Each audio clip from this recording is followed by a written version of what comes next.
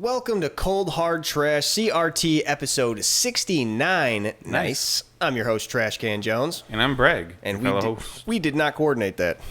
We did not say the beforehand. Nice? Yeah. It was pretty good. I mean, we knew it was coming. Yeah, no, we both just knew in the back of our minds. Pretty good. What's not nice is the layer left off in Breaking Bad.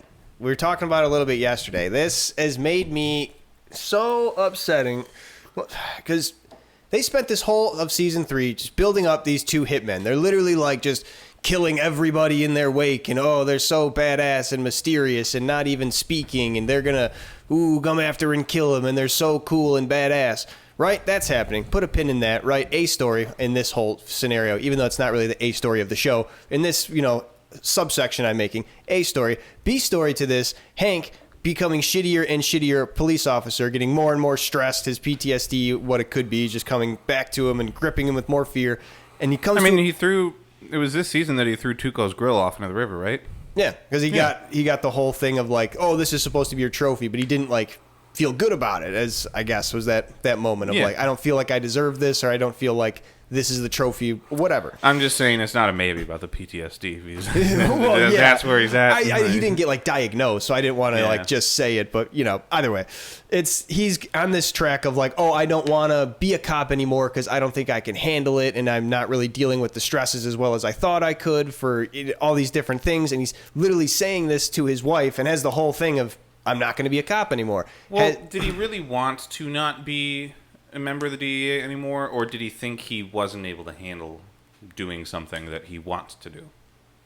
I think it was just that he didn't want to. He's not a cop anymore. That's the whole thing is that with him talking with his wife is he's just as much as I might have thought I can't do this anymore.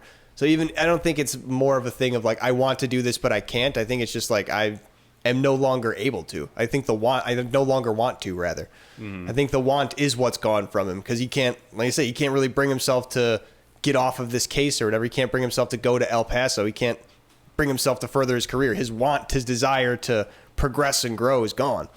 So I feel, anyway, he's on this trajectory, literally, hands in his badge and gun, and gets the whole thing of, hey, you might not have to hand in your badge and gun because he might not press charges. And he's like, aha, well, okay, yeah. Funny. So you're saying, he wants to not be a cop anymore and hands in his badge and gun. He was not doing that because he doesn't want to be a cop anymore. He was doing that because he beat the shit out of a suspect in his home. But he could have... is in deep shit for that. This isn't just him saying, I'm giving up the goat. But he had his options. His options were to either plead the fifth, let it go out, and just go under the review and whatnot. And he makes that step of, no, I'm making this statement. And they're like, are you sure you want to do this? You don't have to. And he's like, I will, because I feel that it's right. And I know I'm not going to be a cop anymore after this. He knows it's not even trying worth to put up a fight for it. He's just listen, here's the statement. I know I'm in the wrong. Here's the badge and gun. That's why even his commanding officer's in light of this, I got to take your badge and gun right now. That wasn't the plan, but because you made this statement, I got to do this, because that's his commitment to it of I'm stepping off this. I cannot be badass hero man like I thought I would. I think he understood. I think he just understood at that point that there was no way out of this. What he did was awful. It was highly illegal. That's the type of shit he would get kicked off the force for. Hands down. He had no way out of that except for Jesse dropping the charges, which you could not expect.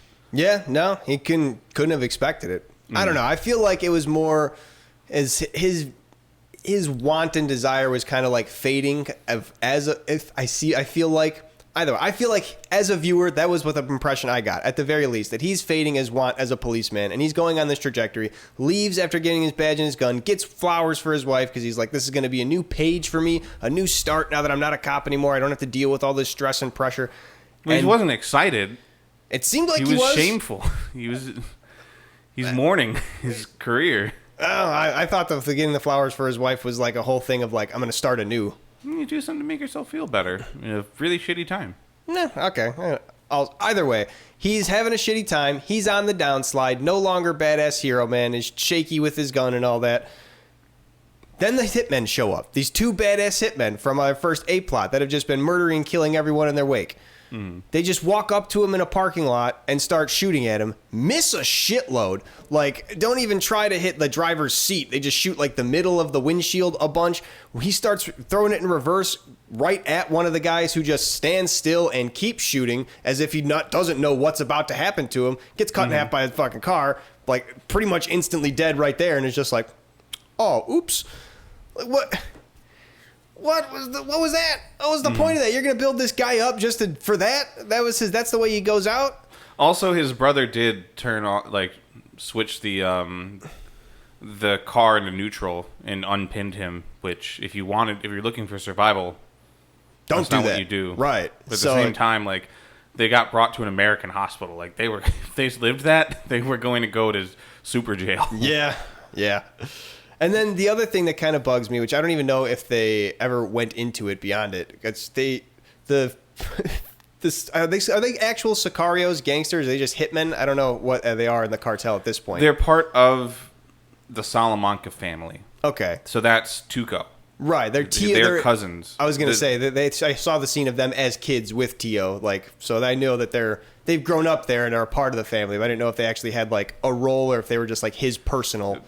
Pretty much every single person in that family is part of the cartel, and the cartel isn't like, just one uniform structure. You have different sort of factions within it, right, that try to play nice in front of the big honcho boss, right. But the Salamanca family is one of them.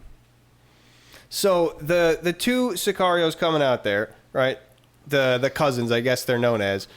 They have these very, very ornate guns that look like 1911s, right? And if you're, badass Sicario gangster hitman, got a 1911, carrying around 5 pounds of steel, you're most likely going to have that in its regular 45. They make 9mm 1911s nowadays for people that just want that. They were really fans of 9mm. Who knows? It's a very common cartridge. Why not?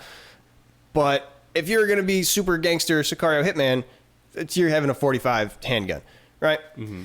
They have this whole scene with one of the McPoyle brothers, which I found really funny, of like, oh, we got all these cool guns and I got all these, this very specific Black Death bullet, 9mm, hollow point jacketed, tear a hole in anything. Here you go, keep it. I immediately roll my eyes at that scene because I'm like, that's going to come into play like fucking cartoon style. Give you the Chekhov's one bullet. Right, and literally they give him the Chekhov's bullet. Like, where's that going to get fired? It gets fired from the gun that Tank gets from one of the Sicarios that in my mind should have been 45, slips the 9mm in there and blows his head off, no problem. Mm-hmm. Kind of bugged me in that moment. Also, that second hitman just fucking had him dead to rights and is like, man, I'm not going to kill you. I'm going to go axe you, even though you literally just killed my brother. The thing is, they haven't fucked up yet. And their big thing is that they're... And don't expect to like change your opinion on this entirely. But their whole thing isn't really as much as them being like super skilled hitmen as much as it is they have no qualms killing. Like, they are, like, soulless. Right. In a sense. Like, they will go and they will kill anybody that stands in their way. Anyone that saw anything. They will kill children. They do not care. And they will do it brutally. They will take their time, like, more like serial killers than hitmen. You would think, like, tactics and planning would have to be a part of that, though. Like, have to be, in order to, like, plan more than one step ahead of what you're going to do. Like, that's how you survive. Well, the whole thing is that they just fucking show up. But show up in a parking lot? Like, literally, they played 0 steps ahead. Oh, he's backing his car up at me. Well, I'm still firing my gun. I didn't plan for that. Like, 2 steps to the side, dive to the side, and now he's in his car. You still have 2 guns on him. Like, they did all the things wrong. Yeah. I don't fucking get it. They should have got killed by that cop when he was just found him at the ranch. If he had checked his 6 at any point, he had a shotgun while they had no guns because they wanted to kill him with a fire axe. Mm-hmm. Dipshits. But I mean, the axing at the end, like, they were trying to make a point. It's terrorism. Yeah, it's like, don't mess with the cartel. Like, we will kill you with an axe in the parking lot of the store. Make a point after he's dead. Shoot him, axe him up, leave the body there. Shit. Yeah, they wanted to instill the fear. I understand. That's just how they roll. I understand. They don't seem to run into that much, like that many barriers in what they're trying to do. They don't run into random ultra badass for no reason Hank who happens to be able to fire guns out of the wrong caliber of bullet. It could have been a 9mm 1911, but why? That's his power. It's stupid. Stupid scene. The Chekhov's bullet wasn't necessary to need to kill those hitmen. The hitmen shouldn't have needed to die like that. But they had bulletproof vests. That's what they went there to buy. Right, and that was the whole shit. Like, so he shot him in the chest, and it didn't do any. I mean, it would still hurt, but like he was fine. And so he used all his ammo on that, and the bullet falling out was what allowed him to survive. The execution and I get your qualms with that, but at the end of the day, the whole point of all these scenes is really like, it's the weight of these decisions. They were going to go kill Walt to avenge the death of Tuco. Right. So they mentioned this in the flashback with the kids and Tio. It's blood for blood, sangre por sangre. Right. If one of them dies to someone else, the Salamancas will come and they will kill you for it. Yeah. Or either kill someone responsible. Even though Hank did it, he's a DEA agent. DEA is off limits. But Gus gives him the free pass or whatever, and then warns Hank about it. Yes, because Gus wanted other members of the cartel dead. Why? Because he can take power. Because the T.O. doesn't like the chicken man or whatever he said in that. He probably has a little bit of seeing at eyes with this cartel guy. So I actually don't remember at that point. Like, how much do you know about T.O. and his feelings on Gus? Other than he just finds him like, that chicken man, he's a nobody type deal. That's the one time he's mentioned him. But I figure they just don't see eye to eye, and he's trying to hand power mostly over to the other guy who's on the southern side of the border, controls that. T.O. is, whereas Gus is controlling the north side of the border and probably in a power struggle, at least in the back of my mind. I don't know any of that. That's what I'm thinking. All we really know of the structure is that there's Don Eladio. He's the head of the cartel. You might have not seen him yet, but just knowing that there's a bigger boss than these guys. So I've seen. Because they're like technically on the same team, but they're fighting each other. Well, there's a bigger boss then. Hector Salamanca, the T.O., he is a Don, sub-Don. Right. One step down. And he has his family, and they're all in the cartel, and he is the leader of them. And then there's also Juan Bolsa, Don Juan, who is Gus's boss. Mm. And so I've never met the bosses of those guys yet. No, I've only met Gus. He'll show up and the guys who are like the one guy who's like, I can't control the twins. They're not like Gus, sort of deal. Well, yeah, I forget who that guy was. That was probably Don Juan, because he can't. He's not in charge of them. He's in charge of Gus, because Gus isn't really allowed to move up in the organization. But Gus is probably trying to, and that's probably getting some people out the way. Yeah, you're kind of on it. Maybe. No, my other prediction is Jesse's going to have to die at some point. Can't be fucking around the way he's fucking around. I will not spoil anything about that, but yeah. Won't surprise me. There are 5 seasons. Some people say it's 6 because 5A and 5B had a big break in between. Yeah, so and like there's a really big finale to 5A, and then 5B is like an entirely separate like deal. So that's why they consider it 6 seasons. But yeah, I mean Jesse's like a main character. It's season 3. And he's fucking around, potentially trying to blackmail Walt. That's not a good move. Even if Walt's going to let it slide and be like, yeah, I could still trust him. If Walt lets that slide that, like, he might have tried to do this at one point, nobody's going to let that stand. No third party will let that stand. 2 can keep a secret if 1 is dead. Mm-hmm. That's how that goes. Yeah, I mean, they've always been looking out for each other, though. Yeah, but it's going to be the cartel having to wage the liability of keeping Walt versus the liability of Walt keeping Jesse under control. Mm-hmm. And it's much easier just to keep Walt as opposed to trust Walt to keep Jesse under control. What'd you say was the whole thing of why they'd want to kill Jesse again? He's like threatening to go to the DEA? Yeah, because while he's on the hospital bed, he does the whole thing of like, I might get out of jail free card. And Saul's like, I didn't really mean that, type deal. He's like, no, because if they ever catch me, all I got to do is give up Heisenberg. I can just cut a deal and I can cop out easy. And they're like, and that's why Walter's like, fuck, and does this whole thing like firing Gale just by making up that fake problem, like telling him the wrong number or whatever. So he can get Jesse under his wing again and keep him like from hopefully knock out all the problems, drop the charges for Hank, get Jesse paid, take care of him so he doesn't get cooked and caught if he actually cares about him, if that's the case. It might just be to keep him under a close watch so that he doesn't fucking cop him out. Yeah. Which is what I'm suspecting more. And then if Walter lets it slip, like, oh, yeah, no, I just kind of have him here so I can keep him under watch and he doesn't rat me out, the cartel's like, oh, we can take care of that. And you're not going to have a say in us taking care of that.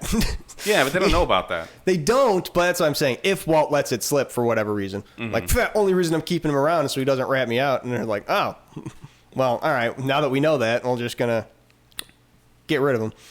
Yeah, well, I just think he was pissed off because he got beat up. Oh, yeah. I mean, his whole shit was like he was going to try and sue Hank for everything. And they were like, probably not the best move, man. So he was just upset and lashing out. Yeah. I mean, what do you think about that whole deal with the RV and how that ended up for Jesse? Like, yeah, I mean, it's a big deal.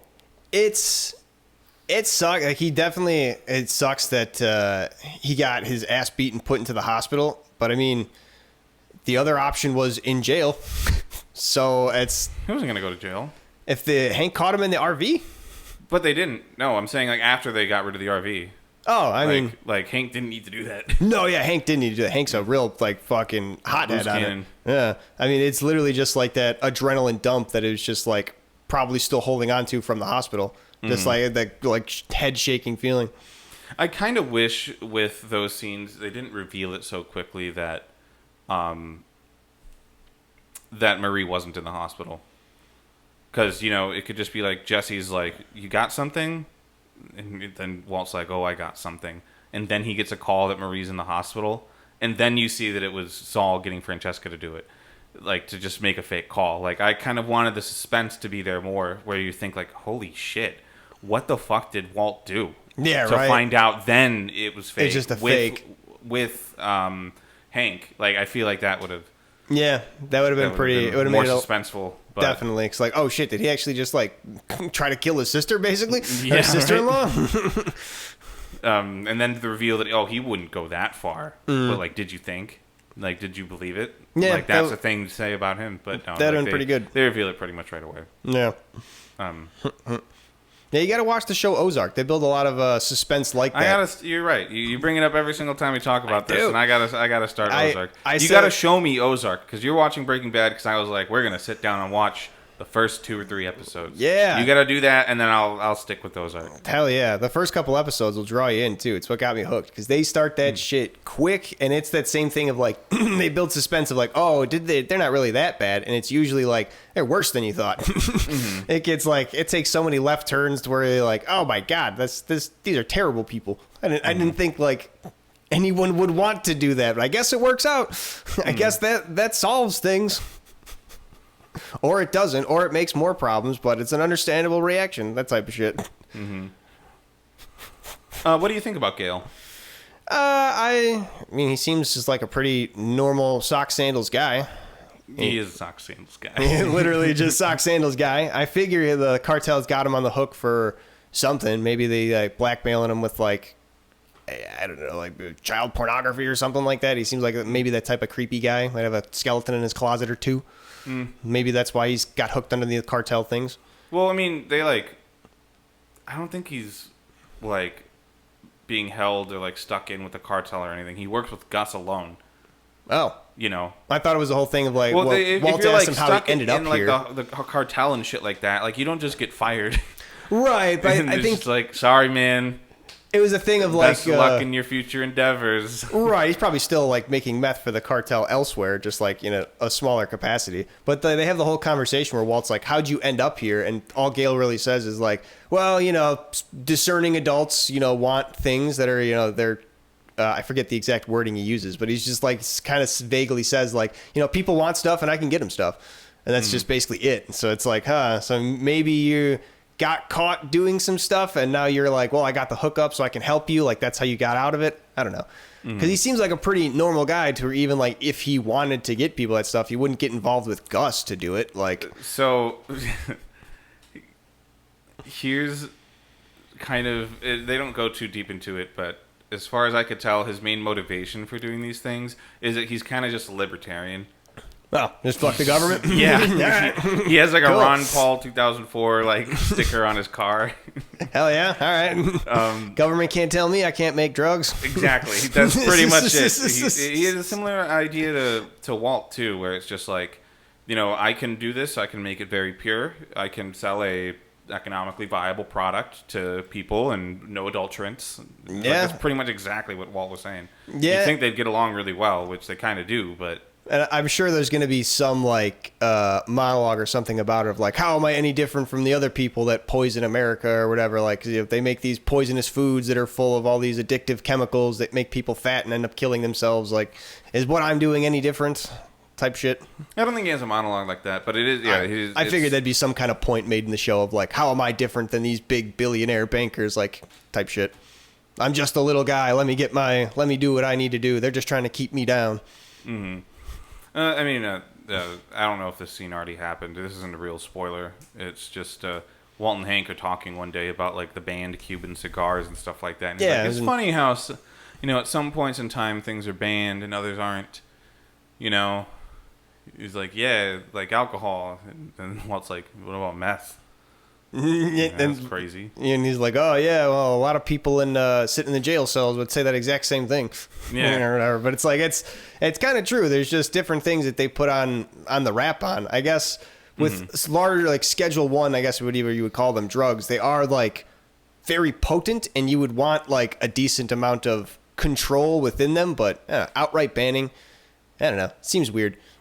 Yeah, it's just like it creates the illegal market for these things, or its existence by banning something makes an illegal market, right?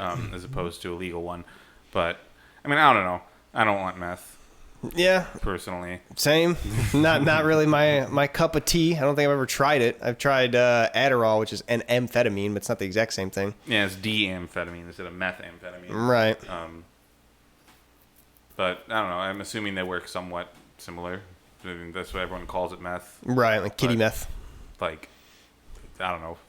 They're probably not like molecular medicine scientists. Yeah, so. That's Walt's whole thing is like one molecular structure, just shoot and change one bond. You get like pregnancy medication and then birth defects, you know, whatever the hell.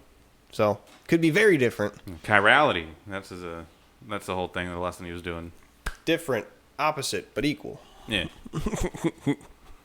Yeah, well, I'm sorry that episode pissed you off. I'm glad you seem to generally be enjoying the show. Yeah, so, no, it's one of the things where like it only makes me mad because I enjoy the show so much. Like I wanted more from it. I wanted there to be more from those Sicarios. They set so much of them of being like these badass guys, and they don't care who they kill, and they're so like, you know, the cold, calculated part was, you know, what I was drawn into, but I guess the calculated was I was put in there. They were not calculated at all. Yeah, no. They don't calculate for They're cold, shit. Though. They're cold, but they don't got no calculators. And they're sitting there doing the pen and paper math, and they forgot to carry the 2. Mm-hmm. Got themselves run the fuck over. God damn. Good show, though. I've been liking Breaking Bad. I really wonder where it's going to go. Yeah, well, also, maybe you'll take a break at the end or whatever, but Better Call Saul I do think is better. Now, you said those cousins get like a more due justice. Yeah, I mean, they're in the show. It's a prequel. And they don't die in it.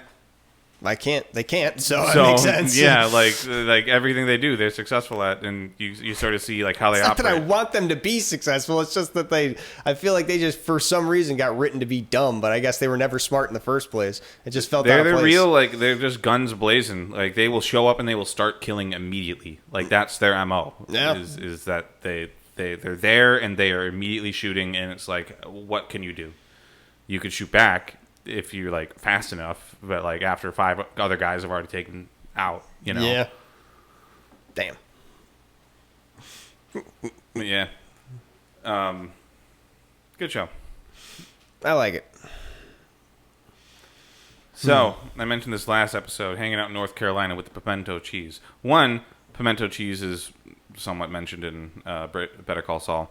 But 2, this was a volunteer thing that a member of the fraternity has like a familial connection to people. I think it was like his grandma and grandpa in North Carolina, working with Habitat for Humanity. And so we went to North Carolina for spring break. Yeah. And built some houses. Built a house. Hell yeah. Well, we didn't finish the house. We basically just hammered on the foundation for a bit. Like this big wooden beam that needed to get like hammered. I don't know why. All right. And put nails and things. We made it on the local news. Nice. Cool. It was awkward as hell. Like we didn't know they were coming. So we were just sort of bumbling a little bit. And the guy did a really good job, but we were kind of like joking around with him around because like he like came and like got some shots of like us, like we didn't know what we were doing, like just hammering the central beam thing, and it goes over to this like grassy hill in the distance and gets a long shot and all that stuff. And we were on the local news. The recording is no longer there. I really wish I saved it, but yeah, we were on the local news. That was cool. One night, one of the guys in our group was using Tinder, got us invited to another house on the same lane. So this is like a place where they're like, we do not rent to sororities and fraternities and stuff. We got to go because it was actually Habitat for Humanity that rented the place for us. Right. I don't know why this like Chapel Hill sorority group or whatever was able to rent the place too there, but you know, good for them. They probably just don't rent to fraternities, but they have to say fraternities and sororities so they don't sound sexist. Yeah. But so we got invited to a party, and then we went. And I asked to borrow their blender to make some drinks. I got one of those concentrates of like orange juice and then like vodka. And then I put them together and I blend it up. And in my Midwestern pride, I was like $3 pointing at it. Because I was what? Like the whole pitcher's $3? It was like cheap. Maybe the vodka was a bit more expensive. Maybe it was like $5, but like it was super cheap to make the thing. And I was happy to have made a drink on such a budget. And apparently that came off like I was going to try and sell them the drinks. Oh, that's what I thought too. As soon as you said that. I don't know. I was just happy. That I was able to make a drink $3 on the low. For that right there. Yeah. Boom. So that was awkward. They had like a little like board thing that they had taped to the fridge or whatever. I signed it just because I was walking by. Me and one of my other friends, we started riffing on the idea of the Universal Serial Bus, the USB, as like a fucking spaceship or something. I don't know. They invited some other people over. It was like two like younger guys in the military. In the early 20s or whatever. They were much more interested in those guys.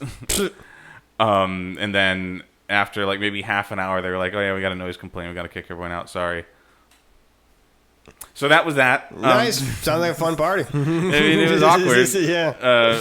But sounds like a real nice time. It's a clash of cultures, you know? Like, would you be impressed if I was able to put a drink together, a whole pitcher for $3?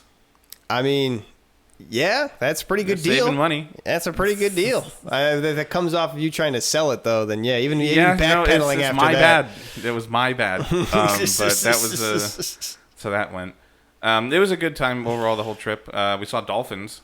This is a place called an area called the Emerald Coast. And so like it was a beach house, and we went out back and saw dolphins in the ocean. That's cool. Neat. Just right out back. Yeah. Hell yeah. Pretty good weather overall. Habitat for Humanity and like the church that they were associated with and stuff that we like arrived there. They gave us a bunch of food as soon as we arrived. It was like this big like buffet style, whole bunch of like chicken and all that stuff. Then afterwards they just gave us the leftovers, and it was a ton. Lots of drinking. It was spring break. We on our way out there. So I've talked about driving through the mountains before, right? This was that time. I don't think you have. It's scary though. I've driven in the mountains of Colorado, just like looking over, and it's just a mountain on the side of the road, 2 lanes. Like you're one car coming this way, other mountain. Yeah, it's crazy driving in the mountains. But I did mention it specifically because I made the whole bit about how I didn't understand vehicle speed monitored by aircraft. Because I thought it was like a jet fighter or something, and it's like, don't speed. Take you out, yeah. Just come by and smoke you off the road. Yeah, so like driving up the mountains, that was terrifying. It was the middle of the night. Night driving especially. No, thank you. Yeah, so there was this one like turn I was coming up to, because it's just a very turny. Gotta be, can't make a straight road. Fuck you. And there's an arrow pointing to the left, and as I get closer, I see the reflectors, and it's right.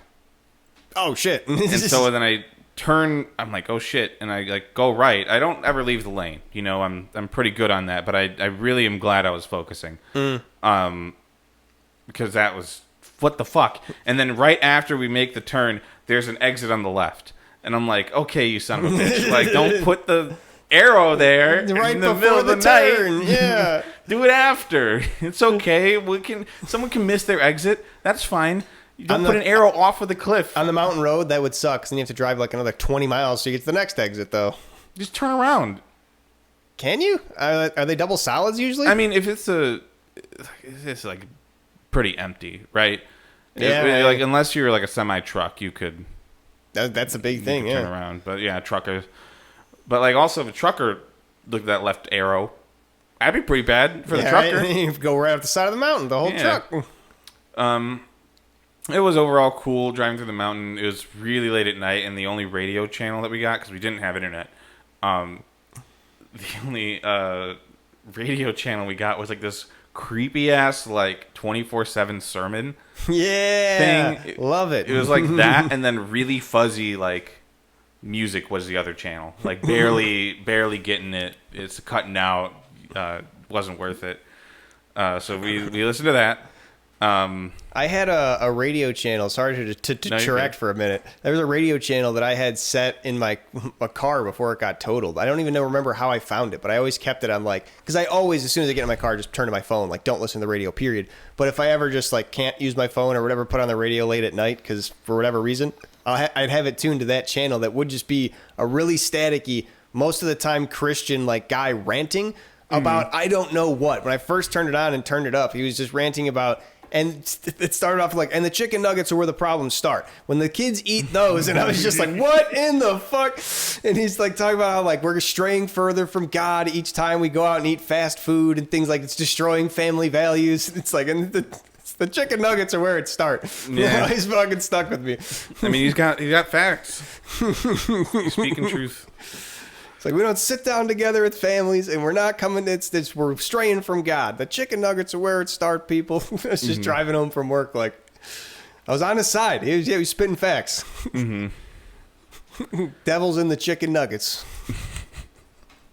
A good old late night, creepy ass static sermon. Yeah, no, it would play just like happy Christian music in the morning, so it's only worth listening to at night. Because it'd just be that guy who like got a free hour or whatever.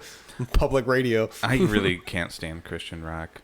Yeah. Well, have you listened to Skillet? I didn't even realize that was Christian rock. Yeah, but it's not like the genre Christian rock. It's just like rock, and they're like they are outspoken Christians. They do talk about God. I was going to say, I'm musically, pretty sure they consider themselves Christian rock. Like, yeah, in that I genre. know, but like musically, like I feel like Christian rock is like its own. Well, there's like different layers genre, to it. Its own sound that they don't really do. Yeah, I mean, I guess I don't think there's really like a sound like musically to Christian rock. I'd say lyrically, it's a lot more of like on the nose of like praising God and all that, just because I think they're kind of uncreative in lyric writing, maybe in a lot of those things. Maybe they're afraid to say a message and get it misconstrued. I don't know. I mean, it's just like referencing sermons and shit like that, probably. But yeah, and that's like, the stuff they grew up on. There is a sound to Christian rock that a majority of Christian rock sounds like it. I'd believe it. I don't listen to a whole lot of it. Might be able to find it. Have I shown you Kathy Don't Go? I think we've talked about it before. From the Heaven's Gate or Heaven's Magic. Oh, Heaven's Gate. I think it was called Heaven's Magic, but it was a cult that would recruit people, and they would make these super jazzy songs and music videos to go along with them in the 80s. And Kathy Don't Go, I'll play it for you after the episode. It's literally just like about how you shouldn't go to the supermarket because they got these barcode scanners that are going to steal your soul and take your identity and all that and take all your information. And then the last verse of the song is, so anyway, just come away with us in the woods where all that's away, and we'll be fine together. We can live like we should. Mm-hmm. And it's just like, it gets like progressively crazier and crazier as it goes along. To where like, if you get hooked in, like, oh yeah, let's just run off into the woods together. I am interested. We definitely got to watch that after the episode. There was a whole thing. It used to be on Spotify. It got taken off recently though. Heaven's Magic. They can't get their residuals. Right? I guess, thank God. Yeah, Heaven's Magic isn't on Spotify anymore. Sad. Heaven's Magic Radio. Probably songs like it, but I don't know if you're going to get that exact, is it, I guess it is deception, right? Because they're literally trying to trick people into joining their cult of like putting out this false information. It sounds like it's correct information. I mean, yeah, the information about the supermarkets and stuff is incorrect. It's but like, it sounds psyop. like they're like, hey, like they're saying, hey, come to the woods. You could be like us and have these great videos and be cool guys. Mm-hmm. Why is it a barcode scanner steals your soul, but not a camera? A camera would be like, I don't know, much more likely to steal. It's like they do a whole story in it too. Where like, oh yeah, instead of getting credit cards, you can just get a chip implanted into your wrist and get the barcode tattooed on you, and like that's what's gonna steal your soul. And it's like I feel like you're taking a large leap of like allegory for what the American people are doing to be like, no, don't let them steal your soul. Well, they have there are biohackers out there, which I, for the most part, think they're idiots. It's like. I was watching like a documentary at some point, like many years ago, and this dude that like implanted this pretty bulky thing into his arm, and he's like, "Yeah, it's I have an app, and it reads my temperature." And it's like, for that's it. Why? Your arm too? Not even like if you're going for temperature, like you kind of want internal temperature. It is internal, I guess. The coolest thing I've seen with that is like amputees doing things. Like a guy who had was missing an eye, so he just had the empty socket, and he made like a metal low temp flashlight to be able to put in there, so he can literally just like blink and click it on. So his right eye is a flashlight if he ever needs it. It's pretty neat. It's useful, and it's just like a cool little piece. It looks like a robot eye when he just has it in there off. Mm-hmm. So it's like a neat fashion piece too. I've seen people. That's cool. I have a cousin who actually lost an eye. Does he have a robot eye? No, he has a prosthetic. So you attach like a little like plate thing in there, and it like moves with the muscle, and you just put the eye on that, and so now when you like look left and right, like it does move with it. That's pretty cool. Yeah. I didn't know prosthetics had come that far with an eye. I figured it would just be like, still glass eye, where it was. This was like 5 years ago too. Damn. Right on. But yeah, if you're doing like something like you're already like lost a limb for an unrelated reason, not so you could try and do this shit. Right. Like I get it, but like if you just cutting your skin open and slipping stuff underneath, that's crazy. Yeah, right? Like you don't a thermometer too? Like come on. Be more creative. Put a laser in there. Right, a laser pointer at least. Or a flashlight. Like make it functional. Make it useful. A flashlight on your finger or your hand, Tony Stark that shit? Why not? Mm-hmm. Hand might be a little fucked up. Your hand skin is pretty sensitive. The area that he put it into was like all red and stuff too. It was like probably infected. Yeah. Yeah, I don't know if your body DIY surgery. Fuck that. There's some doctor in the UK. I saw the like headline in the past week or two that got arrested for performing like a double self amputation. Wait. For his legs. He cut his own legs off? For fetish reasons. He lost his medical license. Maybe going to jail. I'm not too sure. What? And you think it's hot to not have feet? I mean, like you hear about people being into feet, but like, this is like the opposite. You don't want them at all. That's insane. People are fucking crazy out here. It reminds me of that Green Tech story of like there's like a Facebook post of this guy who was like garnering sympathy that he had lost his hands. It was going to be a struggle that he had both his hands amputated. And the Green Tech's just like, oh, I know this guy in real life. He had so many like Facebook history posts of like not wanting hands and wishing he had paws and wishing he could amputate his hands and replace them with paws. And then they find like later it's like a police report of like he like froze his hands specifically and did the damage to himself. So it's like it was literally all a thing, like him just trying to fake it, like, oh, I had some horrible accident, but it came out that he just did it to himself. So because he wanted paws on his wrists. No hands, like no hand, like you do everything with those. What are you gonna do now? You get little hooks. Have you seen prosthetic hands? Like I have seen how those. They are like nowadays, where they actually move and stuff like that, and they have the 5 digits. I was gonna say I've seen the even cooler ones where they have the full prosthetic arm at the elbow where they can detach the hand and then still move it. Yeah, Thing I was style. gonna get there. I love that shit because it's they don't connect it like a lot of the older ones and stuff. They'll like have connections with electrodes, surface electrodes around the point of amputation, and then you train to like, do like send whatever signals you can, and like, like how to do certain things, and eventually get used to it, and you move your arm back and forth and all that stuff. But the more modern stuff is to go with an implant to like read those straight from your brain. It could be in the brain. That's kind of Elon Musk's thing. Yeah. Neuralink. I don't know if this one was necessarily in the brain or just like an implant in the arm. It's still pretty cool though.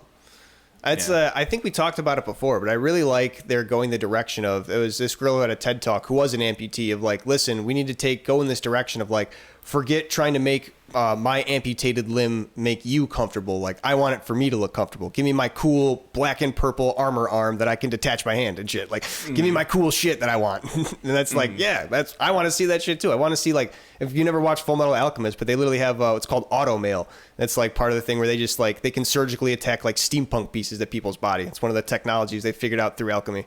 So like, I want that in real life. I want people to have auto mail. I want people to have their spring legs or their robot arm and shit. It's cool.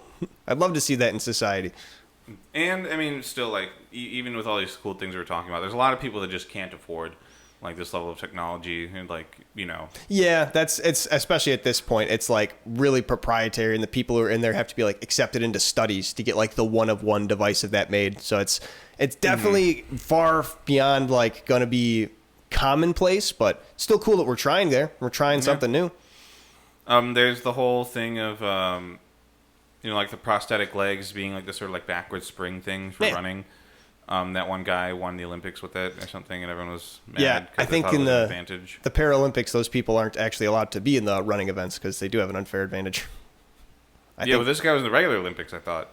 Was it the regular Olympics and he was able to do that? Yeah, I don't know why people would be complaining if a double amputee won the race in Paralympics. I mean, you're saying they might be banned, but like... I think that's specific, like, those types of legs are, like, banned from use. I thought, anyway. That was another one of those headlines I read, but that was years ago at this point. Not like I'm looking into the Paralympics constantly. But yeah, I mean, that's pretty low tech. Yeah, it's like literally just like one metal band, like a football blocking sled. That's basically all that is, just like turned a different way. It's pretty sweet. There's some pretty simple hand prosthetics, which is just sort of like two like soft hooks that like clamp down. It lets you grab the things that you need to grab. Like grab a soda, grab whatever. Right, just like basic flexion. Oh, no, I guess it's not inherently illegal. I guess it must have been something like it should be. Maybe people were complaining about the Paralympics because they thought that it was an unfair advantage for someone to have prosthetics that had like a spring in it almost. Ah, okay. So they do have regulations to ensure fairness. Okay, so while they're not specifically illegal, they have rules that focus on ensuring a prosthetic primarily compensates for the athlete's impairment and doesn't provide an unnatural advantage through technology, such as excessive spring or length. So those big long legs that they have, that wouldn't be, I guess, there's certain regulations to them. You can have them, but they got to be in a certain dimension or something, so that they don't age you too much. I don't know. I'm not going to look into the very specifics of it, but there is some rules surrounding it, even in the Paralympics. I'm going to do the regular Olympics, and I'm just going to do the 100-meter dash with 100-meter stilts. One step. I wonder if you could do that faster than Usain Bolt can run it.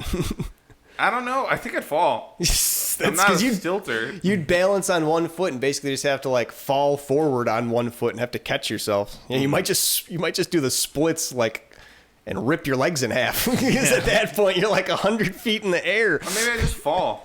Just tell them to put a pad there at the finish line and just lean forward. You just do one big jump. Yeah. It'd just be really funny, like you see Usain Bolt and it's like a long spider leg just slowly swing by him. It's just Finish. This is something that I saw on like Instagram. It was some other podcast, but I think it's a good question. Joey Chestnut versus Usain Bolt. The competition is eating a hot dog and then doing the 100-meter dash. Joey Chestnut is the hot dog eating guy. Yeah, I'm aware. Shit. You have to finish swallowing and then before you start running? Yeah. Usain Bolt's got it. Yeah, I think it was like it's one hot dog, you can just snarf it down. Yeah, especially if Usain Bolt's actually going to try like a hot dog strategy where he just like eats the thing like the dog and then wets the bun real quick like Joey Chestnut style. But if he just even if he tries to eat the hot dog, like I don't know how much of a head start is he going to get. Joey Chestnut eats it in what, like 5 seconds? Probably even less. Like much faster. It's like 1. Okay, so even like 1 second, he and then snarfs it, and then he just swallows it down, gulp, and takes off. Right? Usain Bolt. How long do you think it takes him to take a hot dog? Yeah, right. It can't be that much more. How fast do you think you can eat a hot dog? So, if I talked about eating an entire hot dog in one bite day on here, I don't think so. I remember that day though. My aunt got really mad at that video we took of us. Yeah, so I don't know why. Because I flipped the bird, double birds. Right. And they're like, you shouldn't do this. They I was 18. Yeah. It was the fraternity would do like the activity of the week thing. You know, we'd do active of the week. Whoever like award someone for being cool, and then they get to come up with something and try and get people to do it. And I believe I was a pledge at the time, and I was like, you gotta do eat an entire hot dog in one bite day. It's coming up. It's this week. Because that was the whole, era of fun Facebook. Yeah, Facebook events. I remember. Like painting the bean, Windexing the bean, painting the bean after they Windex it. To undo all their hard work. And it was eat an entire hot dog in one bite day. So we all got together. We went to the, center court or the commons. As our food court. Yeah. And they had hot dogs, and I put all the fixings on it too. The big issue was the pickle spear. Yeah, mistake. Now, I think I could have gotten that thing down in under 5 seconds. Okay. Personally. For me, it's a lot of chewing. I didn't bite the pickle spear. I shoved the whole thing in my mouth. Ooh. And then the pickle spear got lodged in my throat. And it hurt. And I was choking. And I was just sitting there silently, like trying not to make a scene. Because I didn't want to be the guy... freshman year throws up in the cafeteria for trying to eat a hot dog in one bite with a pickle on it. I was not going to live with that embarrassment. I would rather die. The pickle I want it to be like a Chicago dog. It was that is a full Chicago dog, having the pickle spear. I definitely didn't put a pickle on mine. I think it was just relish and then celery salt. That's all I went for. But I was choking for like 2 minutes, and then it's a lot. If you just try to chew the damn thing, I remember it's a lot. It took me, I want to say like 30 seconds almost to eat that thing, like chew it down. Mm-hmm. So shit, if I just try to if that was in one bite though, if I just small bite, kind of chew, swallow, I think I can get it down in maybe 7-8 seconds. Mm-hmm. I think maybe 10 if I'm being fair, like really fair. But if I'm being real big, I feel good about myself, 7 seconds. Mm-hmm. Yeah, I think I could have gotten it down. The other quickly, question, choking, crying. Thank God you didn't actually choke. I didn't give the fucking Heimlich. That would have been even worse. Honestly, if I didn't vomit, then I think it'd be better. The Heimlich, you probably would have vomited afterward. I know. That's the thing, is that there's all these different ways it could have went. I think I went with the best way. How fast does Joey Chestnut run in the 100? That's the other thing. Probably not in a good time. So, not to disparage you, but how fast could you run the 100? You might be somewhat similar to Joey Chestnut. Not practiced runners. I don't know.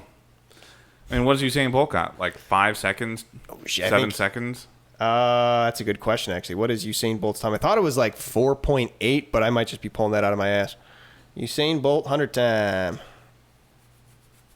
No, it was way out of my ass. It's 9.58. Okay. 4.8 would be fucking insane. Yeah, it'd be twice as fast. Yeah.